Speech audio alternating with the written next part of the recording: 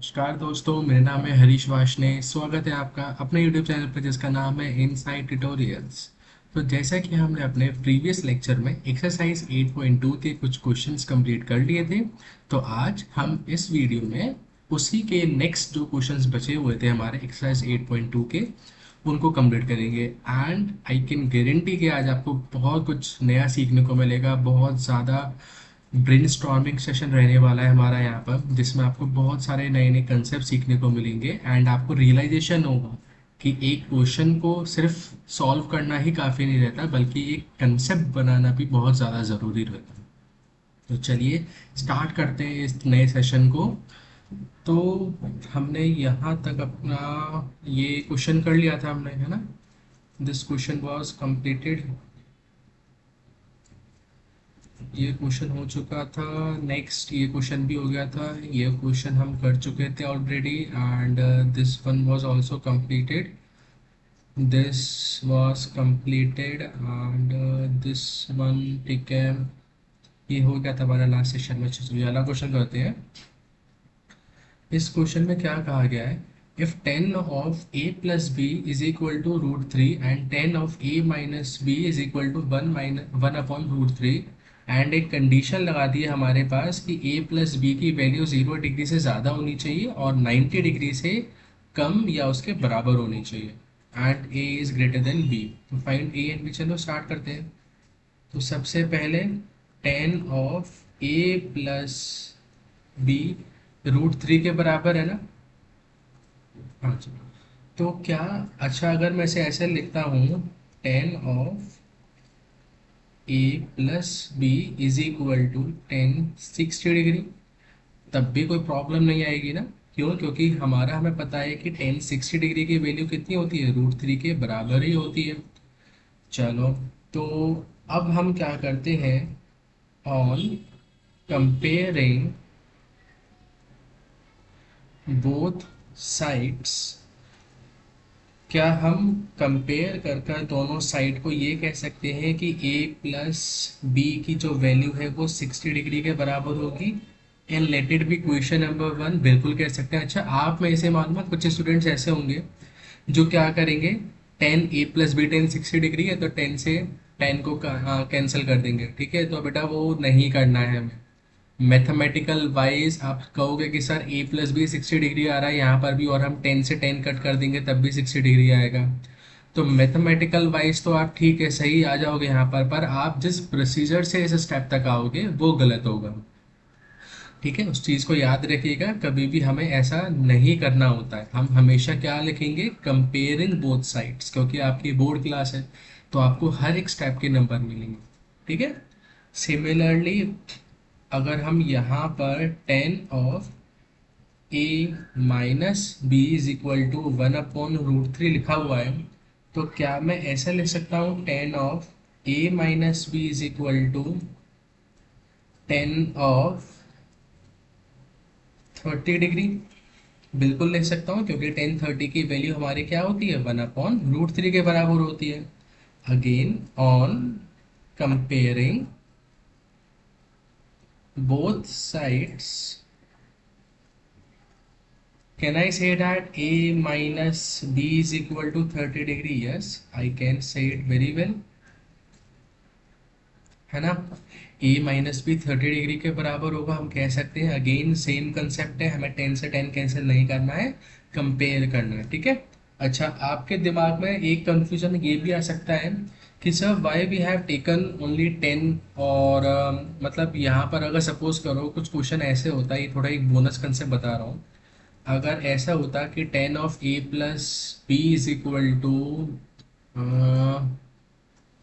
चलो 10 छोड़ो, यहाँ पर अगर मैं ऐसे करता,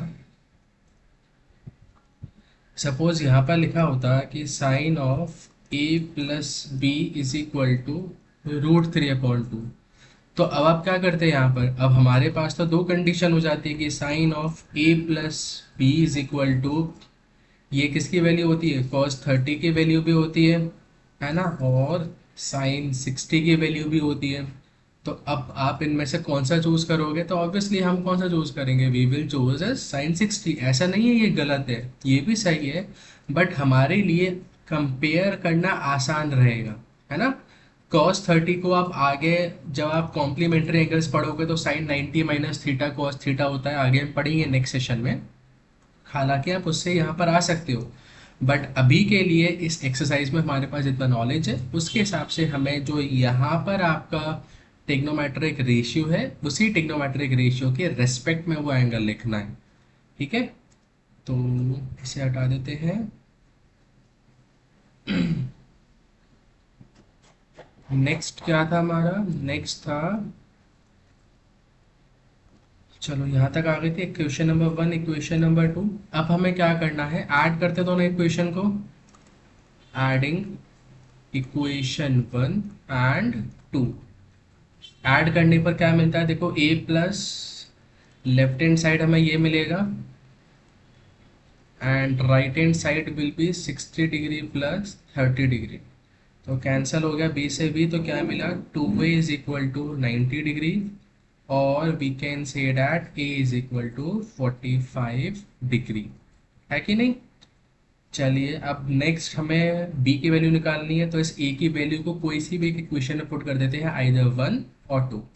तो let's say put the value of a in equation 1। तो यहाँ पर हमें क्या मिलेगा, 45 degree plus b is equal to 60 degree. तो b is equal to 60 degree minus 45 degree, तो b की वैल्यू कितनी आएगी, 15 डिग्री के बराबर आएगी। ठीक है, तो आई होप समझ में आ गया वो क्वेश्चन ये वाला। अच्छा, इसमें एक चीज़ और देखिए आप, हमारे पास जो कंडीशन थी वो क्या थी कि a प्लस बी की वैल्यू 0 से बड़ी होनी चाहिए। तो a प्लस बी को ऐड करोगे तो 45 प्लस 15 को ऐड करोगे कितना आएगा, 60 degree. 60 degree is greater than 0, बिल्कुल सही है, कंडीशन सेटिस्फाई हो रही है। नेक्स्ट कंडीशन क्या थी कि a प्लस बी 90 डिग्री से छोटा होना चाहिए या फिर 90 डिग्री के बराबर होना चाहिए। तो हमने ऐड करा तो कितना आता है, 60 degree. 60 degree is by default less than 90 degree, तो ये कंडीशन भी हमारी सेटिस्फाइड हो रही है। नेक्स्ट आता है a is greater than b। तो यहाँ पर देखो a की वैल्यू 45 डिग्री है, b की वैल्यू 15 डिग्री है, ये सेटिस्फाई हो रहा है कंडीशन। ठीक है, ये थोड़ा एक्स्ट्रा पार्ट पढ़ाया है मैंने आपको, इससे हटा देते हैं। चलिए, आई होप समझ में आ गया होगा क्वेश्चन ये वाला। नेक्स्ट क्वेश्चन पर आते हैं। अच्छा, नेक्स्ट क्वेश्चन बहुत इंटरेस्टिंग क्वेश्चन है। State whether the following are true और फॉल्स, जस्टिफाई योर आंसर। अच्छा, इस क्वेश्चन पर आने से पहले एक कंसेप्ट हम आपको बता देते हैं, दैट इज कि अगर हमने आइडेंटिटीज पढ़ रखी है, राइट, 9th क्लास में हमने अलग अलग आइडेंटिटी पढ़ी हुई है। For example a plus b का square is equal to a square plus b square plus 2ab, right. तो आपको पता है हम इसे आइडेंटिटी क्यों बोलते हैं, इसे आइडेंटिटी इसलिए बोलते हैं कि हर एक वैल्यू ऑफ a और b की अब कोई भी वैल्यू पुट करोगे तो ये जो इक्वेशन है ये सेटिस्फाई करेगी ही करेगी, इसलिए इसे आइडेंटिटी कहा जाता है। आप इसी चैप्टर में आगे पढ़ोगे trigonometric identities, for example sine square theta plus cos square theta is equal to 1, हम आगे पढ़ेंगे चैप्टर में। तो इसे भी आइडेंटिटी इसलिए बोला जाता है कि हर एक वैल्यू ऑफ थीटा के लिए ये इक्वेशन सेटिस्फाइड रहती है ना। फॉर एग्जाम्पल मैंने आपसे कहा ए की वैल्यू को 4 ले लेते हैं, बी की वैल्यू को 3 ले लेते हैं। ठीक है, तो लेफ्ट हैंड साइड कितना आ जाएगा मेरा, 4 प्लस 3 का होल स्क्वायर डेट इज 7 का whole square that is 49। Right hand side को अगर मैं लेता हूँ तो राइट हैंड साइड मेरा आ जाएगा 4 का स्क्वायर प्लस 3 का square plus 2 into 4 into 3 that is 16 plus 9 plus 4 टू जा 8 थ्री जा 24। तो 16 प्लस 9 25, 25 प्लस 24 कितना आएगा 49।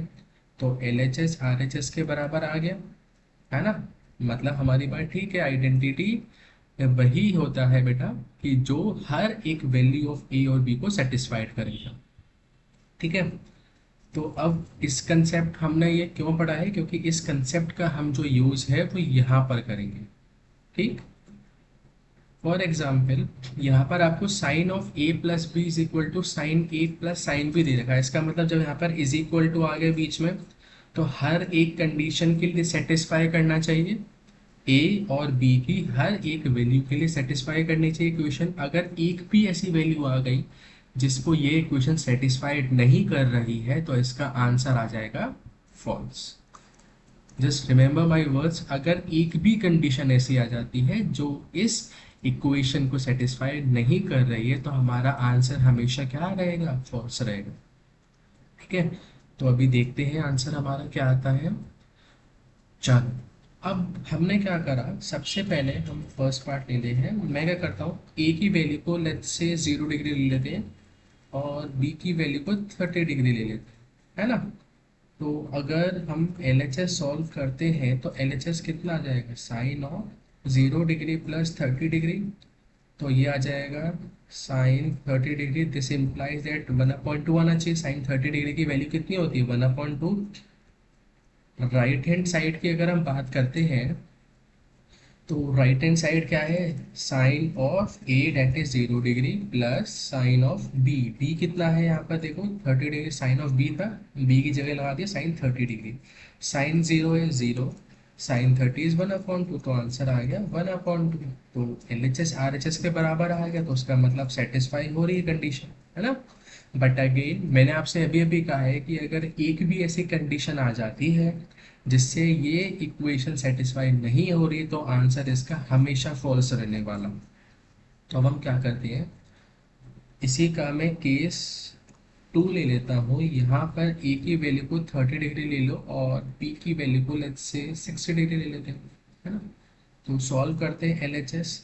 एल एच एस क्या कह रहा है, sine of A plus B, sorry B 60 degree, है ना। तो ये आ जाएगा साइन 90 डिग्री। साइन 90 डिग्री कितना होता है, 1। चलिए आर एच एस निकाला, तो आर एच एस निकालते हैं, क्या आएगा, sine of 30 degree plus sine of 60 degree. Sine 30 1/2, sine 60 √3/2। तो आंसर कितना आएगा, 1 प्लस √3/2। ये आंसर आ गया हमारा। अब आप मुझे ये बताइए, यहाँ पर हमें एल एच एस मिल रहा था 1 और आर एच एस मिल रहा है 1 प्लस समथिंग डिवाइडेड बाई 2। तो क्या ये हमारे दोनों बराबर है क्या, नहीं, they are not equal to each other. ठीक है, तो अब इस वाले केस में तो सेटिस्फाई हो रहा है बट इस वाले केस में सेटिस्फाई नहीं हो रहा है, तो इसलिए हमारा आंसर क्या आ जाएगा, फॉल्स। समझ में आया सबको ये, ठीक है। I hope you are with me, है ना। चलो नेक्स्ट पार्ट पर आते हैं। The value of sine theta increases as theta increases. तो इसके लिए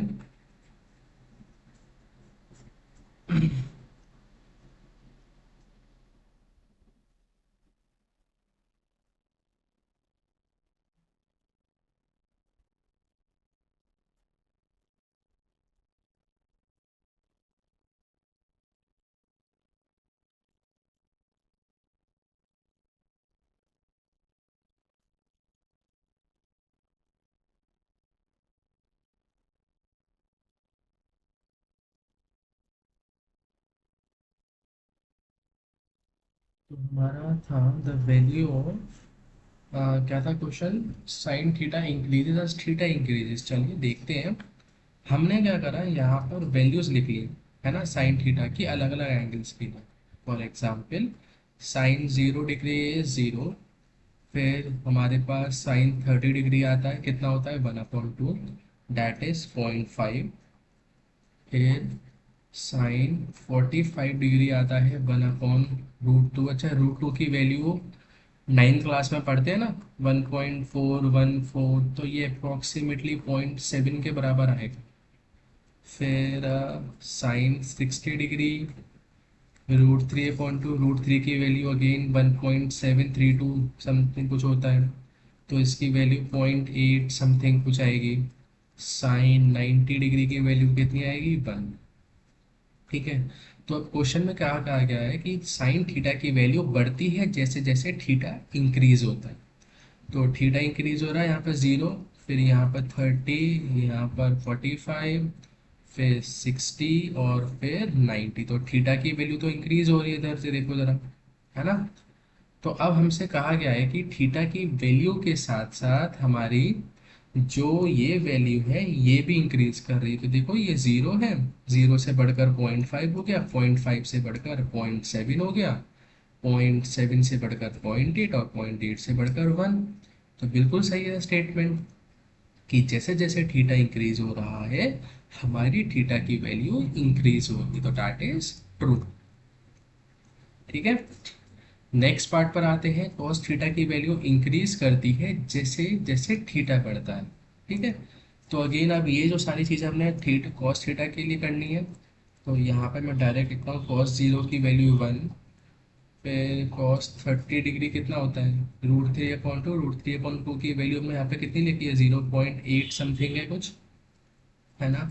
अच्छा, ये आपकी अंडरस्टैंडिंग के लिए बता रहा हूँ, वहाँ पर नहीं लिखना है कि 0.8 समथिंग। ठीक है, फिर कॉस 60 की वैल्यू कितनी हो जाएगी, सॉरी कॉस 45 रह गया।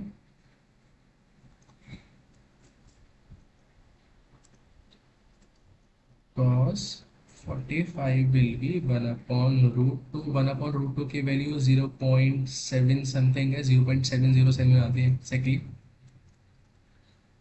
कॉस 60 डिग्री इज 1/2.5 और कॉस 90 डिग्री इज 0, है ना। तो यहाँ पर भी अगेन हमें एनालाइज करना है, हम थीटा को बढ़ा रहे हैं, बिल्कुल बढ़ा रहे हैं, 0 से हमने 30 करा, 30 डिग्री से हमने 45 डिग्री करा, 45 डिग्री से 60 डिग्री और 60 डिग्री से 90 डिग्री। ठीक, अब हमें क्या देखना है, अब हमें ये देखना है कि इस वैल्यू को इंक्रीज करने से क्या आपकी जो वैल्यू है कॉस थीटा की वो बढ़ रही है कि नहीं बढ़ रही है। ठीक है, देखते हैं चलो। यहाँ पर क्या था 1, 1 से वैल्यू घटकर कितनी हो गई 0.8, चलो 0.8 से फिर वैल्यू हो गई 0.7, मतलब यहाँ पर भी डिक्रीज हुआ है। फिर 0.7 से वैल्यू कितनी हो गई 0.5 हो गई, फिर 0.5 से वैल्यू कितनी हो गई 0 डिग्री हो गई। तो क्या हम यहाँ पर ये कह सकते हैं कि जैसे थीटा बढ़ रहा है हमारी cos थीटा की वैल्यू बढ़ रही है, नहीं। यहाँ पर आप देखो ये तो डिक्रीज हो रही है, यहाँ पर ये डिक्रीज हो रही है, ये डिक्रीज हो रही है वैल्यू, फर्दर डिक्रीज हो रही है यहाँ पर वैल्यू। थीटा तो इंक्रीज कर रहा है ना, ये तो इंक्रीज कर रहा है थीटा, बट थीटा के साथ हमारी जो वैल्यू है cos थीटा की वो डिक्रीज कर रहा है। तो हमारा यहाँ पर आंसर कितना आ जाएगा फॉल्स। फिर नेक्स्ट पार्ट है sine theta is equal to cos theta for all values of theta. तो क्या ये पॉसिबल है, देखते हैं इसे।